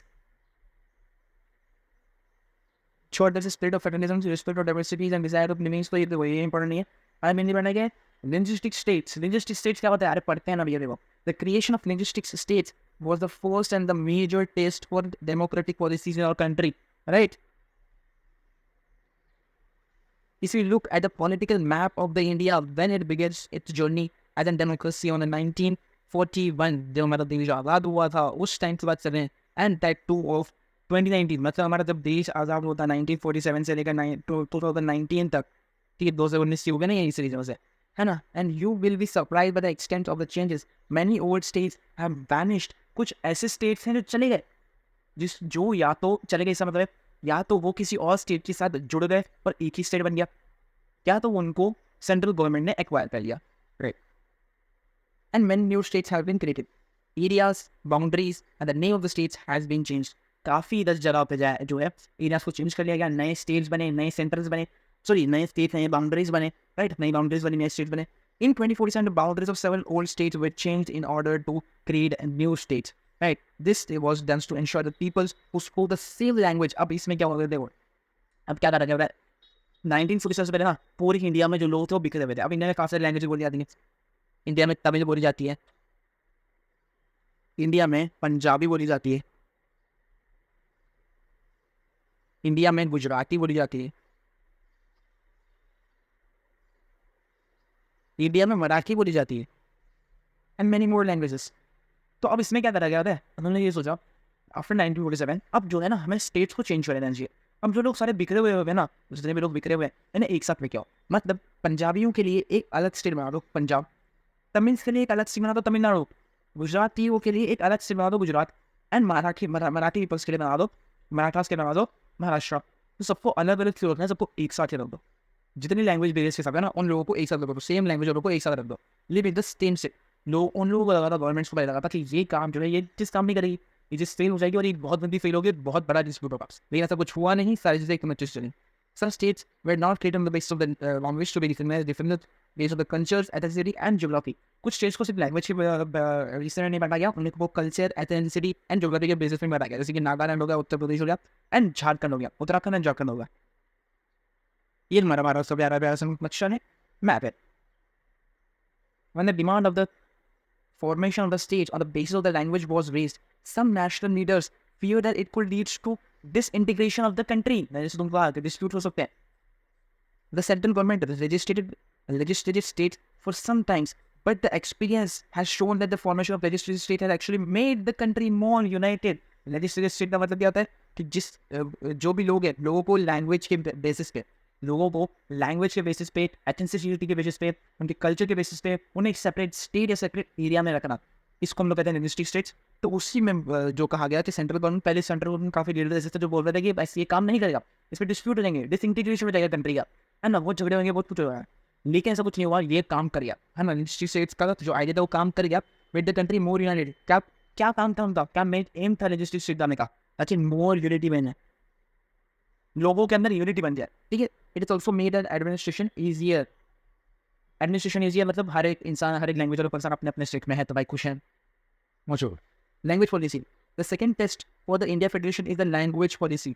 Our constitutions did not give the status of national language to any one language. अभी तक हमारे भारत की कोई भी एक national language नहीं है ना। हिंदी को आइडेंटिफाइड एज ऑफिशियल लैंग्वेज माना जाता था, but India is a mother tongue of only 40% of the Indians. मतलब सिर्फ 40% लोग ऐसे हैं इंडिया में जो मातृभाषा हिंदी बोलते हैं, और बाकी सारे लोग अपनी भाषा बोलते हैं, जो कि मराठी है, गुजराती है, तमिल है, पंजाबी है, एंड अदर बहुत सारी लैंग्वेजेस हैं, बिहारी लैंग्वेज है, ठीक है, हरियाणवी लैंग्वेज है। तो बहुत सारे लोग अपने अपनी लैंग्वेजेस बोलते हैं। Therefore, there are many safeguards to protect other languages. Besides Hindi, there are 22 other languages recognized as scheduled languages or by the constitutions. However, candidate in the examination conducted for the central government's position may opt to take the examinations in any of these languages. मतलब इस जो है तुम लोग CBSE की बात से जा रहे हो, ठीक है, तो कौन से भी लैंग्वेज में एग्जाम दे सकते हैं, ऐसे बात है, ठीक है। States to have their own languages. States के पास अपने ओन लैंग्वेजेस है, जैसे कि मराठी, महाराष्ट्र के पास है मराठी, गुजरात के पास है गुजराती, ठीक है, सब अपने लैंग्वेजेस है। Such much of the government's works takes place in the third official language of the concerned states. मतलब सभी स्टेट्स के सभी लैंग्वेजेस को अपना खुद का दर्जा दिया गया है, हर एक लैंग्वेज को एक इक्वल इंपॉर्टेंस, एक इक्वल पावर दी गई ताकि यूनिटी बन सके, जो है यहाँ पे फेडरेशन आ सके। इस तरह से फेडरलिज्म को प्रैक्टिस करा गया इंडिया के अंदर, राइट। अनलाइक श्रीलंका तो बीच में रोज क्या आता है भैया, बहुत बुरा हो रहा है श्रीलंका के साथ। श्रीलंका तो रोज क्या आता है, इस बार श्रीलंका को बताया कि श्रीलंका में क्या होता था, लैंग्वेज के बेरियर्स डाल देते बीच में, और सिर्फ एक लैंग्वेज की वजह से पूरा वहाँ पे डिस्प्यूट होता होता। क्या इस तरह से भैया सिन्हालास है ना, हमारे सिन्हालास ही सब कुछ है भैया, तमिल कुछ नहीं है, सिन्हालास ही सब कुछ है, ठीक है। Allied leaders adopted a very cautious attitude in spreading the use of Hindi. According to the constitution, the use of English for the official purpose was stopped in 1965. However, many of the non-Hindi speaking states demanded that the use of English continues. In Tamil Nadu, the movement took a violent form. The central government responded by agreeing to the continuing the use of language along with the Hindi for the official purposes. इसका मतलब क्या है, official purpose मतलब क्या है? अब देखो, अब तमिल में तुम बात कर रहे हो, तमिलनाडु वाले लोग तमिल में बात कर रहे हैं, गुजराती लोग गुजरात में निकलेंगे, गुजराती में बात कर रहे हैं, ऑब्वियस बात है, राइट। बट यहाँ पे कुछ जो ऑफिशियल पर्पस के लिए जो काम करते थे लैंग्वेज में, पहले हिंदी करते थे, हिंदी से करते थे, बिकॉज हिंदी को एज एन ऑफिशियल लैंग्वेज माना जाता था, मतलब एकदम नेशनल लैंग्वेज नहीं बोला गया था उसको, बट ऑफिशियल पर्पस के लिए, जैसे कि तुम वही जॉब पर इंटरव्यू देने जा रहे हो, तो अगर तुम महाराष्ट्र में हो तो तुम मराठी बोलते हो, और अगर तुम जॉब के लिए जो है किसी और स्टेट में जा रहे हो तो वहाँ तुम्हारी मराठी काम नहीं करने वाली, तो वहाँ तो तुम्हें किसी और लैंग्वेज में बात करनी पड़ेगी। अब अगर तुम गुजरात में जा रहे हो अपनी जॉब लेने के लिए, इंटरव्यू देने के लिए, तो क्या तुम गुजराती में बात करने जाओगे? तुम्हें गुजराती तो आती ही नहीं, तुम्हें मराठी आती है, तो तुम क्या करोगे इस सिचुएशन में? तो ऐसी सिचुएशन में एक कॉमन लैंग्वेज को निकाला गया, जिसको हमने कहा हिंदी। कॉमन लैंग्वेज थी हिंदी, कि अगर तुम महाराष्ट्र से बाहर जा रहे हो ना, कि जो कहीं और इंटरव्यू देने के लिए या फिर कुछ करेंगे, तो तुम लोग को हिंदी में बात कर सकते हो। लेकिन ऐसी सिचुएशन में जो है ना, हिंदी भी कुछ लोगों को नहीं आती, जैसे तमिलनाडु में तमिल लोगों को जो है हिंदी नहीं आती प्रॉपरली, तो इसी रीजन से उस पर वायलेंट केसेस हुए, काफ़ी डिस्प्यूट्स हुए। ये बोल करके तमिलनाडु वाले लोग बोल रहे थे कि इंग्लिश को लैंग्वेज को भी ऑफिशियल पर्पस लैंग्वेज को, मतलब अगर आप इंटरव्यू देने जा रहे हो या किसी और स्टेट में ट्रैवल करने जा रहे हो, तो वहाँ पे आप इंग्लिश या हिंदी दोनों में किसी भी लैंग्वेज में बात कर सकते हो, ठीक है, राइट। तो इस रीजन से ये बात हुई थी। Many critics thinks that the solutions favored the English-speaking elites. Promotion of Hindi continues to be the official policy of the government of India. Promotion does not mean that the central government can oppose Hindi on the states where people speak different languages. अब अगर central government Hindi को as an oppose कर रही है, हिंदी को as an बढ़ावा दे रही है, ऑफिशियल पॉलिसी के तहत हिंदी कंटिन्यूस करवाने की बात कर रही है, हिंदी का प्रमोशन कर रही है, तो इसका मतलब ये बिल्कुल मत मान के चलो कि वो ये कह रही है कि हर एक स्टेट में हिंदी बोली जानी चाहिए। तमिल में भी हिंदी बोली जानी चाहिए, तमिलनाडु में भी हिंदी बोलनी चाहिए, गुजरात में हिंदी बोली जानी चाहिए, है ना, यूपी में भी हिंदी बोली जानी चाहिए, महाराष्ट्र में भी हिंदी बोली जानी चाहिए। ऐसी बात नहीं है। उन्होंने कहा कि ऑफिशियल पर्पज के आप हिंदी का यूज़ कर सकते हो, लेकिन आप अपने ओन लैंग्वेज में बात कर सकते हो। The flexibility shown by the own political leaders help our country avoid the kind of situations that Sri Lanka find itself. अगर यहाँ पे ही हमारी इंडियन गवर्नमेंट बोलती कि नहीं भैया हिंदी, तमिलनाडु के लोगों को बोलती हिंदी, चेन्नई के लोगों को बोलती हिंदी, महाराष्ट्र के लोगों को बोलती हिंदी में बात करो, सिर्फ और सिर्फ हिंदी में, कोई और लैंग्वेज नहीं चलेगी यहाँ पे, मतलब पूरा मेजोरिटी सिर्फ हिंदी के पास होता, तो खत्म। जो श्रीलंका में हो इंडियन भी होगा। सेंटर एंड स्टेट रिलेशंस अब क्या क्या चीज़ें बनाती है, अरे क्या क्या चीज़ें हैं हमारी कंट्री को फेडरल कंट्री प्रैक्टिस करने में बनाती है। लिंग्विस्टिक स्टेट्स का मतलब क्या था कि स्टेट्स को लैंग्वेज के माध्यम से बांटा गया। देन लैंग्वेज पॉलिसी को लाया गया जिसमें जो है हर एक लैंग्वेज को अपना अपना दर्जा दिया गया, अलग अलग दर्जा दिया गया, सबको एक इक्वल पावर दी गई, लेकिन हिंदी एंड इंग्लिश को एज एन ऑफिशियल पर्पज के लिए लैंग्वेज मानी गई। अब थर्ड क्या है, सेंट्रल एंड स्टेट के रिलेशंस काफ़ी अच्छे होने चाहिए, ऐसा बोला गया कि जितने ज़्यादा अच्छे रिलेशन इन दोनों के बीच में होंगे, जितना ज़्यादा भाईचारा इन दोनों के बीच में होगा, उतना ज़्यादा अच्छे से पावर को डिस्प्यूट किया जाएगा, पावर को डिफाइड किया जाएगा, और जो है रूल्स एंड रेगुलेशंस बनेंगे इंडिया के अंदर, एंड एक यूनिटी कंट्री बनेगी। तो उसके लिए एक फेडरल कंट्री प्रैक्टिस करने के लिए सेंटर एंड स्टेट के रिलेशन होना बहुत ज़रूरी है। आगे बढ़ते हैं, the restrictions restricting the central state relations is one more way in which federalism has been strengthened in practice. How the constitution's arrangement with the sharing the powers in reality depends on the work extended in the how the ruling parties and leaders follow these arrangements. For a long time, the same parties ruled both the center and in most of the states. This means that the state governments did not exercise their practices as an autonomous federal units. As and when the ruling party at the state level was different, the parties that ruled at the central tried to undermine the power of the states. In those days, the central governments would have oftenly misused the constitution to dismiss the central government that were ruled in the rival parties. This undermined the spirits of federalism. Okay देखो ये paragraph में क्या चीज़ बताई गई ना, बार से सुना देखो, इसको समझना पड़ेगा।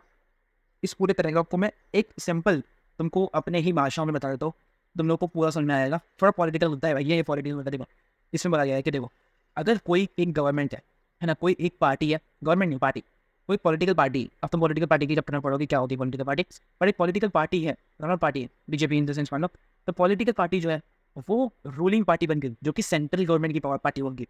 अब अगर बीजेपी की सरकार या उसी जो गवर्नमेंट की सरकार है, जो सेंट्रल गवर्नमेंट में पार्टी बनी है, जो पार्टी सेंट्रल गवर्नमेंट फॉर्म करी है अपनी, और अगर वही पार्टी काफ़ी सारे स्टेट्स में पावर में आती है, तो सेंट्रल गवर्नमेंट जो होती है वो भी सेम ही पार्टी की है, वो भी सेम ही पार्टी की। तो मैं तुमने कोई एग्जाम्पल समझा तो देखो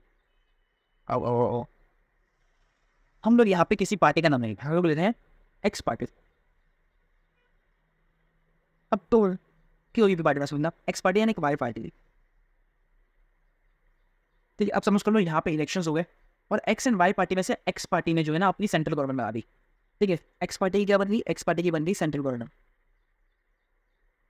मान लो एक्स पार्टी की सेंट्रल गवर्नमेंट बन गई।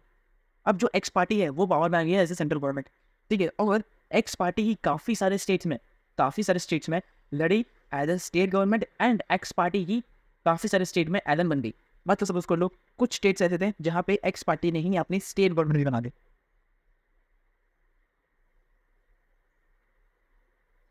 मतलब जो पार्टी सेंट्रल गवर्नमेंट बना रही है वही पार्टी स्टेट्स में लड़ रही है with other candidates, different candidates, और वहाँ पे लड़ करके वो उन्होंने अपनी स्टेट गवर्नमेंट भी बना दी कुछ स्टेट्स के अंदर। एंड कुछ स्टेट्स के अंदर फिर उनकी अपोजिशन पार्टी देखो, अभी एक्स पार्टी है, अब एक्स पार्टी की अपोजिशन कौन सी है, वाई पार्टी है, राइट, वाई पार्टी है। तो वाई पार्टी ने कुछ दूसरे स्टेट्स में अपनी गवर्नमेंट बना दी। तो इसमें क्या बताया पता है, पहले टाइम में ऐसा हुआ करता था कि जो सेंट्रल गवर्नमेंट थी, और सेंट्रल गवर्नमेंट एक्स पार्टी से है ना, और जिस स्टेट में एक्स पार्टी बनी है, जिस स्टेट में उनकी ही पार्टी बन गई है, उनकी पार्टी ही रूल कर रही है, तो उस पार्टी को जो है ज़्यादा पावर दी जाती थी, मोर पावर, ज़्यादा पावर इन पार्टीज को दी जाती थी। जबकि जो उनकी अपोजिशन पार्टी थी, जो अदर स्टेट्स में पावर में आई थी, उनको ज़्यादा पावर डिवाइड नहीं करी जाती थी, उनको लेस पावर दी जाती थी, उनको लेस फैसिलिटीज़ दी जाती थी उन स्टेट गवर्नमेंट्स को। ठीक है, क्योंकि वो डिफरेंट पार्टी से, उनके अपोजिशन पार्टी से, राइट। इस रीजन से ये कहा गया है, पर इसको चेंज कर दिया गया, विथ ओवर टाइम चेंज करना पड़ा, ठीक है। ऐसे पावर को तुम लोग किसी में भी जो है चेंज नहीं कर सकते। अब तुम इसको पढ़ो, अब तुम एक बार इसको पढ़ लेना, तुम्हें समझ में आएगा, है ना। In those days the central governments would have often misuse the constitution with this the central government state governments that were controlled by the rival parties. जो वाई पार्टी आई थी स्टेट गवर्नमेंट में, है ना, उनको अपोज करने के लिए, उनको डिसमिस करने के लिए जो है वो लोग मिसयूज किया करते थे किसका, कॉन्स्टिट्यूशन का। This undermined the spirit of federalism. तो ये एक बहुत गलत चीज़ होने लगी, है ना, बहुत गलत चीज़ होने लगी, बिकॉज पार्टीज बहुत सारी हुआ करती थी भाई पहले, है ना। X party, Y party, A B C D X Y set, है ना, ऐसे 10 पार्टी हुआ करती थी। अब 10 पार्टी में से कोई एक पार्टी सेंट्रल गवर्नमेंट बना रही है ना, और वही पार्टी दो या तीन स्टेट्स में अपनी गवर्नमेंट बना रही है, ए पार्टी। बाकी जो 2-4 पार्टीज बच गए, बी सी डी ई, है ना, वो अलग अलग स्टेट में बना रहे। तो जितनी ज़्यादा पावर थी ना, वो अपनी खुद की पार्टी को, ए पार्टी जो है कुछ स्टेट्स में अपनी ई पार्टी को ज़्यादा पावर दिया करती थी स्टेट गवर्नमेंट्स के पास, जहाँ पे उनकी गवर्नमेंट थी, ए पार्टी की गवर्नमेंट थी। बाकी जितनी पार्टीज की गवर्नमेंट थी उनको ज़्यादा पावर नहीं दी जाती थी, यहाँ पे एक डिस्क्रिमिनेशन हुआ करता था। तो इसमें फेडरलिज्म तो बना ही नहीं, ये तो फेडरलिज्म बना ही नहीं। तो अभी ऐसी इस प्रॉब्लम को सॉल्व करने के लिए क्या करा जाए, तो इस प्रॉब्लम को सॉल्व करने के लिए जो है गवर्नमेंट बनाती है कोalition गवर्नमेंट। कोalition गवर्नमेंट का मतलब है, सिंपल भाषाओं में माना जाए, गठबंधन। अब गठबंधन का नाम बहुत सारे लोगों ने सुना ही होगा, अभी इलेक्शन हुए तक तो गठबंधन बनाती है। देखो उसकी कहानी पढ़ते हैं। All this change significantly after 1990। अब ऐसा 1990 तक बहुत होने लगे, बहुत होने लगे। अभी गवर्नमेंट ने बोला बहुत हो गया, ये बहुत हो रहा है अभी। अब ऐसे करने से ना किसी एक पार्टी को सारी पावर मिल रही है, स्टेट पार्टी को, उसको ही सारी फैसिलिटीज मिल रही है, बट दूसरी पार्टी से तो डिस्ट्रीब्यूशन हो रहा है जो दूसरी पार्टी से है ना। और क्या हो रहा था, दोनों में बन नहीं रही थी। अब ऑब्वियसली वाले देखो बनेगी कैसे, देखो अब सपोज करो ये एक स्टेट से सेंट्रल स्टेट पार्टी है ना, ये दूसरे स्टेट की स्टेट पार्टी है, ये सेंट्रल गवर्नमेंट है, राइट। अब सेंट्रल गवर्नमेंट, अब देखो तो बोली चीज़ यहाँ पे देखो, देखो देखो अब जो एक्स पार्टी है उन्होंने बनाई सेंट्रल गवर्नमेंट, और उन्हीं के राइवल थे वाई पार्टी, राइट। उन्होंने बनाई क्या, स्टेट गवर्नमेंट, उनकी स्टेट गवर्नमेंट बन गई। तो अब क्या तुम्हें लगता है कि ये लोग लड़ेंगे नहीं? क्या लगता है तुम्हें, लोग लड़ेंगे नहीं? अरे ऑब्वियसली लड़ेंगे यार, ऑब्वियसली लड़ेंगे। अब अगर स्टेट गवर्नमेंट, सेंट्रल गवर्नमेंट अगर चाहती है कि वो एक लॉ पास करे, वो एक लॉ, एक नया रूल पास करे, तो ऑब्वियसली उनकी अपोजिशन पार्टी जो स्टेट गवर्नमेंट बनी है वो अप्रोच थोड़ी दे देगी इतनी आसानी से। वो भी तो लड़ेंगे, वो बोलेंगे नहीं नहीं नहीं नहीं, इसको नहीं करना, ये नहीं करना, वो नहीं करना, वो नहीं करना, है ना। उस पर अपोजिशन होंगे, उनके टैकल किए जाएंगे, जो कि अच्छी बात भी होती है, बट स्टिल वहाँ पे कुछ लॉज एंड कुछ रेगुलेशन नहीं बन पाते, उस रीजन से अप्रूवल नहीं मिल पाता। फर्दर ज़्यादा पॉलिटिकल जा रहे हैं यार, ठीक है। और दिस चेंज सिग्निफिकेंटली आफ्टर 1990। 1990 के बाद ये पूरा का पूरा सिस्टम चेंज हो गया। कैसे चेंज हो, देखो the period saw that the rise of a regional political party in many states of the country. This is also called as the beginning of coalition government. क्या हुआ, बिगिनिंग ऑफ कोalition गवर्नमेंट, मतलब गठबंधन at then centre. Single no since no single party got in clear majority in Lok Sabha, the major national parties has entered alliance with many parties including several regional parties from the governments at the center। इसका मतलब क्या है, बहुत सारी governments, है ना, बहुत सारी गवर्नमेंट्स होकर देती, वो लोग अपनी अपनी पार्टी बनाई करती थी, पर उन लोगों को पार्टीज को जो है ना अभी लोकसभा में मेजोरिटी नहीं दी गई, क्योंकि उन्हें बोला गया कि अब तुम लोगों को ना मिल करके काम करना पड़ेगा, मिल करके अलायंस बनानी पड़ेगी, एक मिल करके गठबंधन बनाना पड़ेगा, एक मिल करके कोalition गवर्नमेंट बनानी पड़ेगी। इसका एग्जाम्पल है इंडिया अलायंस, ठीक है, इंडिया अलायंस है, एनडीए अलायंस है, राइट। अब एनडीए अलायंस है, इंडिया अलायंस है, गवर्नमेंट नहीं है, इंडिया गवर्नमेंट नहीं है, एनडीए गवर्नमेंट नहीं है, एनडीए अलायंस है। अब इस अलायंस के अंदर बहुत सारी गवर्नमेंट्स आती है, रीजनल गवर्नमेंट्स आती है, रीजनल पार्टीज आती हैं, बहुत सारी अलग अलग पार्टीज आती हैं, है ना, जो स्टेट में भी अपनी पावर बनाती है, जो अपनी सेंटर में भी अपनी पावर बनाती है, राइट। तो यहाँ पे कुछ पिक्टोरिकली तुमको समझाया गया है, तो ये सारी चीज़ें तुमको पढ़ने की जरूरत नहीं है, ये तो याद समझे चलिए, ठीक है। ये तुम्हारा इंपॉर्टेंट टॉपिक था, ये तुम लोग एक बार सिर्फ गो थ्रू कर देना। अब हम बहुत ही ज़्यादा ज़रूरी टॉपिक पा चुके हैं, इस चैप्टर को हम लोग अराउंड 1 घंटा 30 मिनट के अंदर निपटाएंगे, क्वेश्चन वाले हमें याद हो। अब हम पढ़ने वाले हैं डिसेंट्रलाइजेशन इन इंडिया। डिसेंट्रलाइजेशन क्या होता है इंडिया के अंदर, पंचायत के बारे में, लोकल गवर्नमेंट्स के बारे में, स्टेट गवर्नमेंट के बारे में, सेंट्रल गवर्नमेंट के बारे में, इनके बारे में सारी चीज़ें हम लोग इस लेक्चर के अंदर बहुत अच्छे तरीके से मैंने बोल रहे हैं। देखो अभी के बाद मिलेगा, देखिए देखो कितना बड़ा चैप्टर है भैया, 3 बजे से 3 बजे गया, अब कितना हो गया, चलो चलो चलो चलो, हो गया हो गया हो गया हो गया। We have noted that about that federal governments have 2 और मोर टायर्स ऑफ गवर्नमेंट, है ना, मतलब फेडरल में 2 या उससे ज़्यादा गवर्नमेंट्स हो सकती है। They have so far discuss that 2 tiers of the governments in country, but a vast country like India can not be run only through this 2 tiers. Local government की बात होने वाली अभी यहाँ पे देखो, state in India are large as an independent countries of in Europe. अरे भैया पूरी की पूरी यूरोप कंट्री से बड़ा तो हमारा हरियाणा है, क्या बात कर रहे हो भाई तुम? In terms of population Uttar Pradesh is bigger than Russia है। ये कब हुआ भाई? Bigger than Russia? रशिया से बड़ा है उत्तर प्रदेश? ये तुम जांच में चला। सॉरी भैया, देखो हम भी तो भाई स्टूडेंट ही हैं, हमें क्या पता भैया। हमें लगा ठीक है Maharashtra is about big as Germany, मतलब महाराष्ट्र जर्मनी से बड़ा है। Many of the states are internally very diverse. This is thus the needs for power sharing within these states. Federal power sharing in India needs another tier of government. अब देखो, अब जरूरी नहीं इतना बड़ा कंट्री है हमारा, इतनी बड़ी कंट्री, इतनी ब्यूटीफुल कंट्री, इतनी कल्चरल कंट्री हमारी इंडिया, जहाँ पे बहुत सारे अलग अलग कल्चर्स चलते हैं, बहुत सारे अलग अलग तरीके के लोग रहते हैं, अलग अलग तरह के लोग रहते हैं, अलग अलग रिलीजन्स के लोग रहते हैं, है ना। तो हमारा इंडिया एक बहुत बड़ा कंट्री है। हम तो भैया, हमारा एक स्टेट है, हमारा महाराष्ट्र, उनकी पूरी की पूरी कंट्री जर्मनी से बड़ा है, पूरी की पूरी रशिया से बड़ा तो हमारा उत्तर प्रदेश है। तो इतना बड़ा कंट्री है, इसको सिर्फ और सिर्फ दो गवर्नमेंट संभाल सकती है क्या? स्टेट एंड सेंट्रल से संभाल सकती है? इसका आंसर है बिल्कुल नहीं, नहीं संभाल सकती भाई। किस संभालेगी? नहीं संभाल पाएगी। तो इसके लिए हम लोग को एक लोकल बॉडीज की जरूरत पड़ेगी, जो हर एक रीजन एंड लेवल्स में हो, जो गाँव देहातों में हो, पंचायत जो गाँव में हो, जो छोटे बहुत से सेंट्रल्स में हो, रूरल एरियाज में हो। ठीक है, इसके लिए हमने क्या बनाई? लोकल गवर्नमेंट को फॉर्म करा। किसको बनाया? लोकल गवर्नमेंट फॉर्म करी, right. When the power is taken away from the central and state government called given to local government, it is called as decentralization. मतलब सेंट्रल एंड स्टेट गवर्नमेंट से कुछ specific regions में central and state government से पास से power लेना और उसको local government को पावर देना, इसको मैंने क्या बोल दिया? डिसेंट्रलाइजेशन बोल दिया। मतलब power has been taken away from the central and state governments and given it to the local government, it's called as decentralization. बात खत्म। The basic idea behind decentralization is that there is a large number of problems and issues, definitely large number of problems and issues which is settles at the local level. अरे ये बहुत ज़्यादा dark नहीं होगा कुछ? तो ये local levels. People have better knowledge of problems in their locality. They also have better ideas on where to spend the money and how to manage things more efficiently. Besides, at the local level, it is possible for people to directly participate in the decision making. This helps to induce the habit of democratic participation. The local government is the best way to realize one important principle of democracy, namely local self-governments. Local governments is very best way to realize. इससे मतलब ये कि local level पे लोगों को काफ़ी सारी problems हो रही थी। लोकल लेवल पे लोगों को काफ़ी सारी प्रॉब्लम्स एंड काफ़ी सारी कठिनाइयों का फैसला करना पड़ता था और उसको सेंट्रल एंड स्टेट गवर्नमेंट ध्यान नहीं दे पाती थी। क्यों? बिकॉज इतना ही बड़ी कंट्री है, इतना बड़ा रीजन है, इतनी ही वास्ट कंट्री है हमारी, तो कैसे हर एक इंसान पर ध्यान दे देगी? इस रीजन से लोकल बॉडी बनाई गई जहाँ पे लोग डिसीजन मेकिंग भी कर सकें अपनी खुद की, ठीक है, लोकल बॉडीज के साथ, बिकॉज वो लोकल रीजन्स के लिए होते हैं, right. The need of the decentralization was recognized in our constitutions. Since then, there have been several attempts to decentralize powers to the level of villages. Panchayats in India, panchayats in villages, and municipalities in urban areas were set up in all of the states. Panchayats and municipalities in देखा था, हाँ, they were the control of the state governments, मतलब उनका control central government पे नहीं control करते थे, ये स्टेट गवर्नमेंट कंट्रोल करती थी। बिकॉज जो लोकल गवर्नमेंट थी ना, लोकल थर्ड टायर गवर्नमेंट जो भी थी ना, वो थर्ड टायर गवर्नमेंट भी स्टेट गवर्नमेंट ही कंट्रोल करते हो। Elections to these local governments were not held as regularly. यहाँ पे रेगुलरली इलेक्शंस नहीं होते। Local governments did not have any powers और रिसोर्सेज ऑफ देयर ओन। इनके पास कोई पावर नहीं थी, इनके पास कोई खुद के रिसोर्स नहीं थे, खुद का पैसा नहीं था, खुद की चीज़ें नहीं थी, इनको सारी चीज़ें स्टेट गवर्नमेंट ने दी। Thus, there very little decentralization is effective terms. A major steps towards decentralization was taken in the कब लिया गया था? 1992 में। The constitution was amended to make the third tier of governments more powerful and effective. Now, इसका जो है ना the major step, अब देखो पहले ना बहुत पहले आ चुका था, जो लोकल गवर्नमेंट थी, पंचायत एंड म्यूनसिपालिटी से बहुत पहले आ चुकी थी, पर इस पर इतना ध्यान नहीं दिया गया।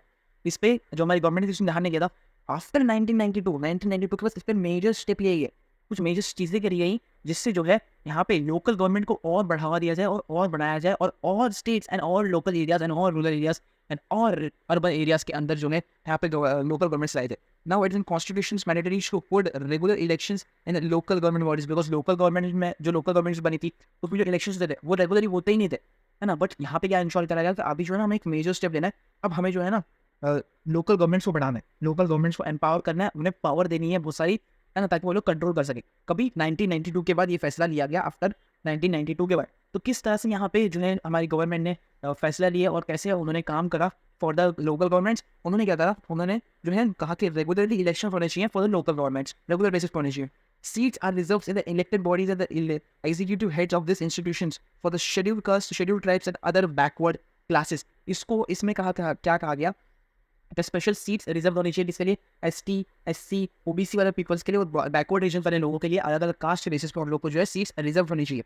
ठीक है, at least 1/3 of this positions are reserve for the women's. Obviously जो 1/3 ऑफ द वुमेन जो 1/3 ऑफ द रीजन्स था, जो पार्टीज के अंदर जो 1/3 सीट्स थी, वो एक वुमेन के लिए भी जो है यहाँ पे रिजर्व होनी चाहिए। An independent institutions called the State Elections Commissions has been created in each state to conduct panchayat and municipal elections. अब गवर्नमेंट ने ये कहा, गवर्नमेंट ने फैसला लिया कि उनको ना एक इंडिपेंडेंट इंस्टीट्यूशन बनाना है, उनको स्टेट गवर्नमेंट नहीं बनाना, उनको स्टेट इलेक्शन कमीशन बनाना है।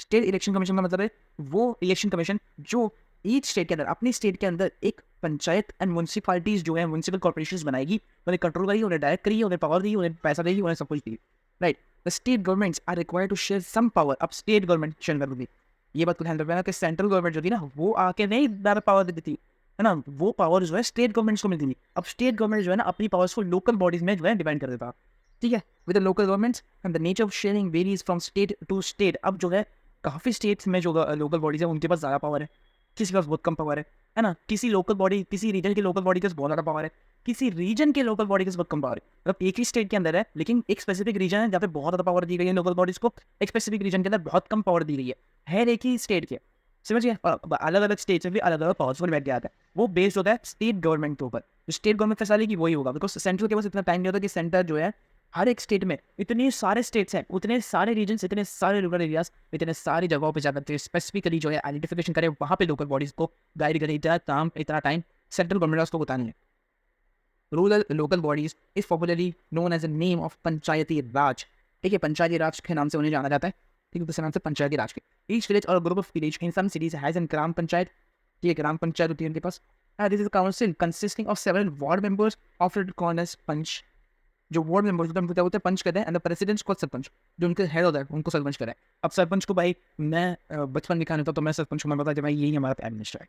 हम गाँव में पहले पढ़े हैं, लेकिन हमें लगता था कि सरपंच जो है हमारा वही हमारा प्राइम मिनिस्टर है भैया, वही सब कुछ है, वही हमारे गाँव का देवता है जो भी है ना, हमारे गाँव का लीडर है भैया, यही सारी चीज़ें करता है सरपंच। लेकिन अब हमें रियलिटी पता है ना, they are directly elected by the on the adult populations living in the ward और द विलेज। अब देखो यहाँ पे ना पंचायत के नाम पूरा बताया जा रहा है कि पंचायत में कैसी चीज़ें होती थी, पंचायत में क्या सीन होते थे, पंचायत में क्या कैसे चल रहा था पंचायत। तो बेसिकली तुमको एक मुद्दे में बताऊँ मैं, तो एक समाज में बताऊँ तो स्टेट गवर्नमेंट जो हुआ करती थी वो ग्राम पंचायत को, म्यूनसिपल कॉर्पोरेशन को कंट्रोल करती थी। उसके लिए स्टेट गवर्नमेंट ने एक अलग कमीशन बनाया था जिसको कहते हैं हम लोग स्टेट इलेक्शन कमीशन, जो कि पंचायत एंड म्यूनसिपैलिटीज बनाती थी। पंचायत जो है रूरल एरियाज में हुआ करते थे, जिसको हम लोग पंचायती राज के नाम से जानते थे। वहाँ पे जो है वार्ड मेंबर्स काम करते थे और वो वार्ड मेंबर्स में पंच करते थे, और जो वहाँ पे उनका प्रेसिडेंट जो हुआ करता था, जो उनका हेड हुआ करता था, वो हेड को हम लोग करते थे सरपंच। और जो हेड है उसको इलेक्ट कौन करता था, जो गाँव के लोग हैं ना, जो उस एरिया के जो रीजन के लोग हैं, वही लोग जो है उसी लोगों में से कोई एक लोग जो है उस एक ही इंसान को उसको सिलेक्ट करते हैं अर्बन पॉपुलेशन में से लोग, मतलब 18+ लोग। The decision making body for the entire village, पूरे विलेज के लोग जो मिलते थे वो सारे डिसीजन लेते थे और एक सरपंच को डिसाइड करते थे कि भाई ये हमारे सरपंच है। वहाँ पे इलेक्शंस भी हुआ करते थे, लोगों को इलेक्ट करके अपनी तरफ से रखते थे गाँव के लोगों को ही, और उसमें से ही गाँव के लोग ही इलेक्शंस में से डिसाइड करते थे कौन सा हमारा सरपंच बनने वाला है यहाँ पे, और जो सरपंच बनेगा वो हमारे पूरे एंटायर विलेज को संभालेगा। The panchayat works under the overall supervision of the Gram Sabha and all the voters in the village as its members. Yeah, it is to meet as at least twice or thrice in a year. है ना? It has to meet at least twice or thrice a year to approve the annual budget of the Gram Panchayat and to review the performance of the Gram Panchayat. इसका मतलब है कि यहाँ पे जो है ना एक ग्राम सभा बनती थी, उस ग्राम सभा जो है अंदर ग्राम सभा के सुपरविजन के अंदर जो है यहाँ पे ग्राम पंचायत काम करते थे, है ना, work overall supervision of the gram sabha. All the voters in the village are its members, ठीक है, जितने भी जो लोग थे गाँव के, है ना, जो वोट करते थे वो लोग ग्राम सभा के मेंबर्स हुआ करते थे। ऑब्वियस सी बात है, वो लोग ग्राम सभा के मेंबर्स हुआ करते थे, वही सुपरविजन करते थे, वही जो है नजर रखते थे कि हमारे पंचायत किस तरह से काम कर रही है। और पूरे साल में 2 से ज़्यादा बार जो है आप लोग को एक एनुअल बजट डिसाइड करना पड़ता था, है ना, मीटिंग लेकर के एनुअल बजट डिसाइड करना पड़ता, जिसमें जो पूरा का पूरा ग्राम पंचायत का एनुअल बजट बनता था कि पूरा का पूरा साल में जो हम लोग किस तरह से परफॉर्म करने वाले हैं और किस तरह से हमारी जो कंट्री है, जो हमारी गवर्नमेंट है ना, जो हमारी पंचायत है, ऑब्वियसली जो हमारी पंचायत है वो किस तरह से यहाँ पे जो है हमारे इस बजट के हिसाब से गाँव में काम करने वाली है। Obviously the local government structure, ठीक है, the local government structure goes right up to the district level. A few gram panchayats are grouped together to form an usually called panchayat समिति। मतलब बहुत सारे पंचायत जो है ना, कुछ पंचायत साथ में आकर के ना क्या बना देते, पंचायत समिति बना देते थे, क्या बना देते, पंचायत समिति बना देते, और ब्लॉक और मंडल बना देते। The member of these representative bodies are being elected by all the panchayat members in that area. All the panchayat samitis or mandals in the district together constitutes.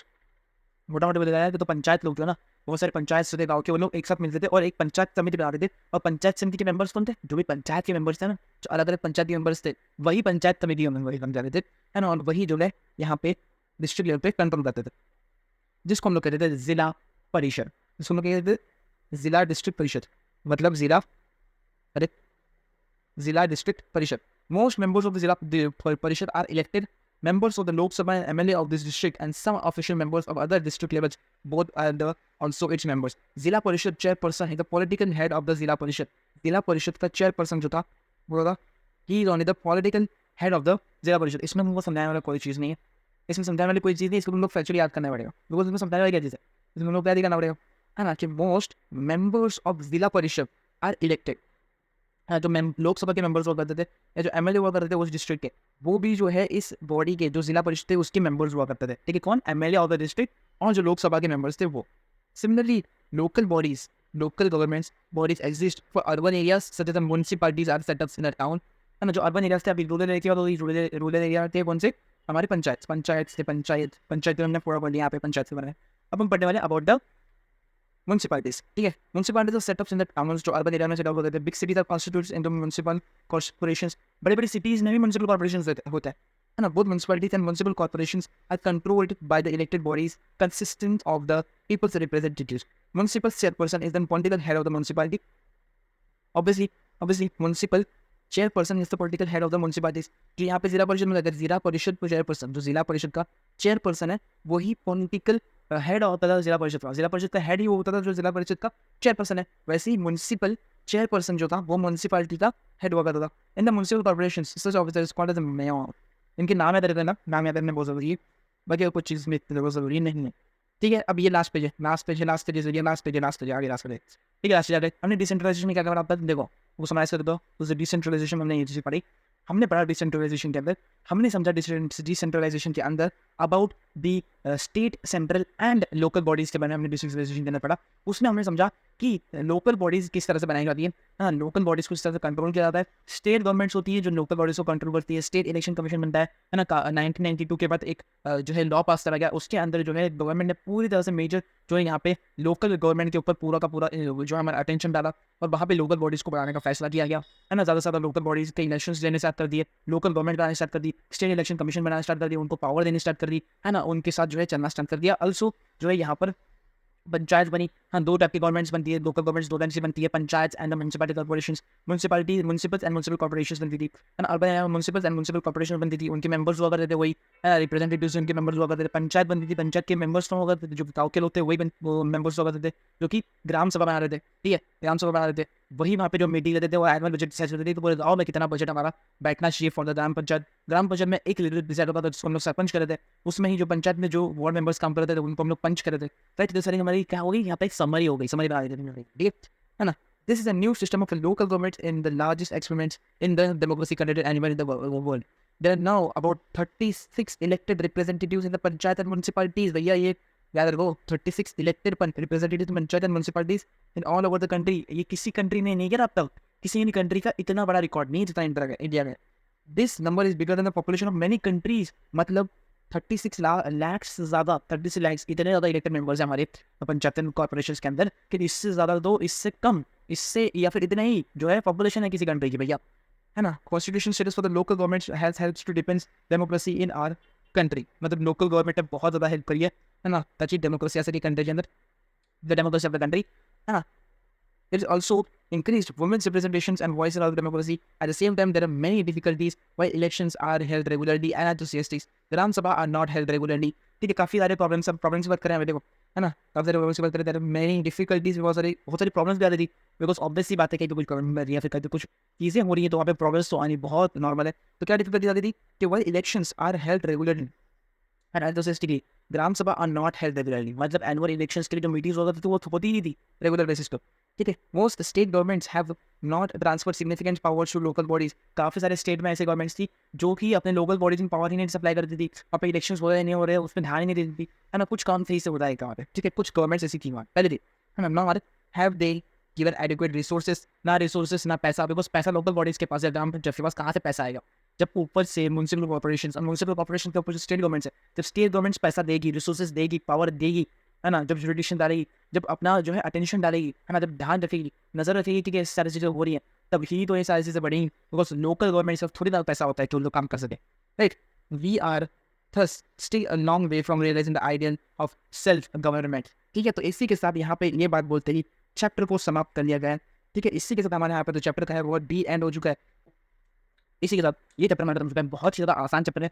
एक समराइज में बताऊँ तो मैं तुम लोगों को अभी समराइज जो है इस चैप्टर की जो है एग्जाम से पहले तुम्हारे रिपोर्ट जाएंगे, तो तुम्हारे बोर्ड जाएंगे, तो हम लोग सुपर रिविजन लेक्चर्स लिखेंगे, जिसमें हम लोग को 10 मिनट में पूरे चैप्टर का तुम्हें समझ दे दूंगा। तो यहाँ पे मैं तुम लोगों को ना फास्ट पढ़ाया है, तो इस वजह से तुम लोग क्विज से बिल्कुल मत देखना। तो मैंने फास्ट चैप्टर को करने की कोशिश करी। उन्होंने जो मैंने लेक्चर था वो हमारा अप्रॉक्स 2 घंटे का लेक्चर बन चुका था, जो कि हमने सोचा नहीं था कि 2 घंटे का बन पाएगा, है ना। वो 2 घंटे का इतना छोटा चैप्टर बन चुका था, क्योंकि हम इसमें बहुत ज़्यादा डिटेल चले गए, हम उसमें बहुत डिटेल में जा चुके थे। तो इस रीजन से वहाँ पे हमें बहुत ज़्यादा वक्त चला गया। अगर आपने अपना लेक्चर हिलेगा तो आप जाकर देख सकते हो। 2 घंटे का लेक्चर हमने उसमें पूरी एनसीईआरटी की पूरी हर एक लाइन को समझा, हर एक लाइन एंड हर एक वर्ड को समझा। अगर आप वो लेक्चर देखना इनफ हो जाएगा अपनी मनी क्रेडिट के लिए, आपको बुक खोलने की जरूरत नहीं पड़ी, ये नहीं रहती है, है ना। आपको पूरा लेक्चर सिर्फ स्टार्ट से लेकर के एंड तक बस देखना है। बैठो ची मार करके अपने एनसीईआरटी खोलो, देखते रहो, वो इंपॉर्टेंट चीज़ें लोगों को खाली मार्क करनी है। That's it, that's all. And कुछ और काम करने की लोगों को जरूरत नहीं है।